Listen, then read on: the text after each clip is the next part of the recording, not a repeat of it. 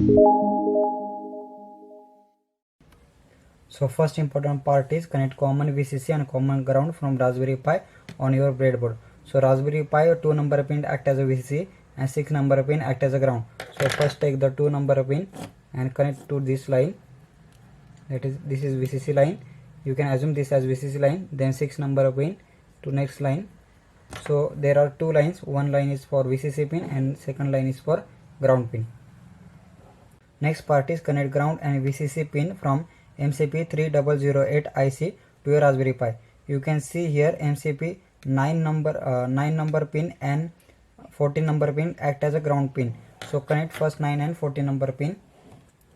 So this is my 9 number pin from this IC, and then 14 number pin I have shorted this pin. Then next part is short 16 number pin and 15 number pin, that is work as a VCC pin. And then take a common line from this pin, that is first line is ground pin, 9 number pin connected to the 9 number pin connected to ground pin from Raspberry Pi. Then 16 number pin, that is VCC pin, should be connected to VCC pin of your Raspberry Pi. So first connect the LM35 VCC pin to Raspberry Pi VCC pin, then ground pin from LM35 to Raspberry Pi ground pin,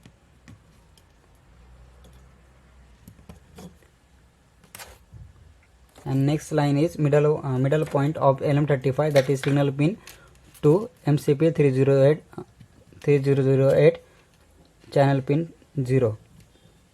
Next and most important part of this connection is connect SPI connection from this SPI pin from this IC to Raspberry Pi SPI pin. So if you want to find out the Raspberry Pi SPI pin, just go to the Google and search on GPIO read all. So after you search GPIO read all, you can find out this pinout connection of Raspberry Pi. So after that you can search here 90 number, then 90 number, then 21 number and 23 number act as a MOSO, MISO and clock. The MOSO means master out slave in, that is MOSO means Raspberry Pi out and MCP3008 in. So connect 90 number pin to D in pin of MCP3008. So I will connect 90 number pin to D in pin, that is you can see here D in pin nothing but 11 number pin. So connect this on 11 number pin. So first one is 9, 10 and 11. So D out pin from this IC should be connected to D in pin of Raspberry Pi. So D in pin of Raspberry Pi nothing but MISO, that is master in slave, that is 20 number 1 pin. So connect 20 number 1 pin of your Raspberry Pi.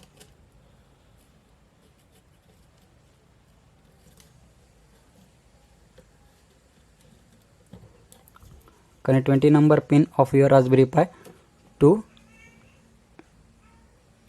D in pin of MCP, D out pin of MCP3008 IC.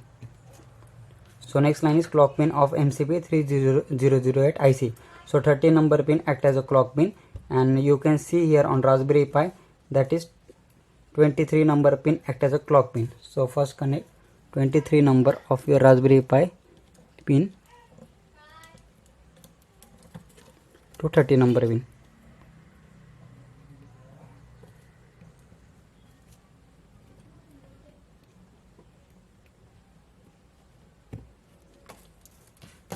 Point is chip select pin, that is 10 number pin of your ADC IC to Raspberry Pi chip select pin. So you can see here on pin connection 24 number pin of your Raspberry Pi act as a chip select pin. So connect 24 number pin of your Raspberry Pi. So connect 24 number pin of your Raspberry Pi to 10 number pin of your MCP ADC IC. So next part is connect L29 3D, that is motor driver IC to a Raspberry Pi. I have already explained how to connect this motor driver IC to a Raspberry Pi in my one of video. You can find that video in above link. So I will give you a brief short description about this connection in this video. There are different input pins and different output pins. In input pin you can see here there is A1 A2 pins from this L293D should be connected to any Raspberry Pi GPIO pin. In this project we have selected 11 and 30 number pin as GPIO pin. So connect A1 A2 from your L293D to Raspberry Pi 11 and 30 number pin. Then next pin is VCC and enable. So connect this VCC and enable to Raspberry Pi VCC pin. Then next pin is ground pin. Then connect this ground pin to Raspberry Pi ground pin. At the output side you can see here there are 4 pins plus minus and D1 D2. So D1 D2 basically used to connect your DC motor to D1 D2 pin. Then positive and negative pin actually used for if your DC motor require more than 5 voltage supply, you can connect that battery, external battery at this point. In this case I do not require external power supply because this DC motor work on only 5 volt. In your case, if your motor require more than 5 voltage, then you can connect external battery at this point. So before starting the program explanation, I request you, if you like my content, then please subscribe my channel and provide your support by pressing the like button. I have added the complete program into description. If you have any doubt regarding this program, you can contact me on my mail address, or I have added my mobile number also. You can reach me on my WhatsApp and send a mail on my mail ID. So before starting the programming explanation, let's see how to enable the SPI communication of Raspberry Pi. So to enable the SPI connection, go to the Raspberry Pi, then preferences and configuration. Then go to the interface. Here you can see the different types of communication. For example, I2C, SPI, camera. So to enable the SPI communication, click on enable button and press OK.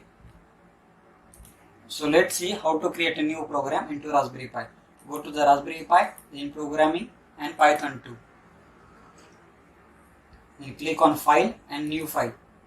Here you can write your own program. So I will open my program first. So let's see importance of each and every line from this program. So first line is import SPI dev. So to access the SPI communication, you need SPI library. So this is used for the library used for the SPI communication. Then from time import sleep. So if you want to create any delay in your program, you can use this sleep library. Then import Raspberry Pi.gpio as GPIO. So if you want to access any GPIO port from Raspberry Pi, you need this GPIO library. Then GPIO.setMode GPIO board. So Raspberry Pi basically works in two methods, Raspberry Pi board or Raspberry Pi BCM chip. So if you want to access the Raspberry Pi compute board, you can use this syntax. Then GPIO.setWarning to the false. So whenever you run the Raspberry Pi program, Raspberry Pi gives warning that whatever the GPIO pin you have used is already used before. So to avoid that warning, you should use GPIO.setWarning to the false. Then DC motor is equal to 11 and DC motor pin 2 is equal to 30. In hardware connection, I have already told you we have connected DC motor to 11 and 30 number pin of Raspberry Pi. So to declare that pin, we use this variable. Then GPIO.setup DC motor pin 1, GPIO.out, same DC motor pin 2, GPIO.out. So basically, you want Raspberry Pi. We have to declare whatever the GPIO pin use as an output or input. So the DC motor pin work as an output pin. So to declare that pin as output pin, this syntax is used. Next line is SPI is equal to SPI dev. Basically all these line used for the SPI communication to start the SPI communication. Then first we go to the while true loop. So in while true loop, first line is analog input to the 0. In hardware connection, I told you that we have connected the LM35 sensor to channel 0 of MCP300 IC. So to declare that channel, take the data from that channel. This analog input function is used. So analog input to the 0, then this will call this function, and here whatever the data received on that LM35 sensor, whatever the data coming from that LM35 sensor is stored into this data variable. This data actually comes in the range of 0 to 1023. Why 1023? Because our MCP3008 IC is 10-bit ADC IC. So 2 raised to 10 is nothing but 1023. So maximum range is 1023 and minimum range is 0. Then once you get that 0 to value between 0 to 1023, next line is to convert whatever the voltage coming from that value. We have to convert that value into the voltage. So to convert that value into the voltage, this volt function gets called, and the formula to convert that value, ADC value into voltage, is that volt is equal to data into 5 divided by float is equal to 1033. So data into 5 is nothing but we already discussed, we supply 5 voltage to LM35 and MCP3008 IC. In case if you supply 3.3 voltage, then you can write here 3.3. So once after this formula, we get voltage in the range of 0 to 5.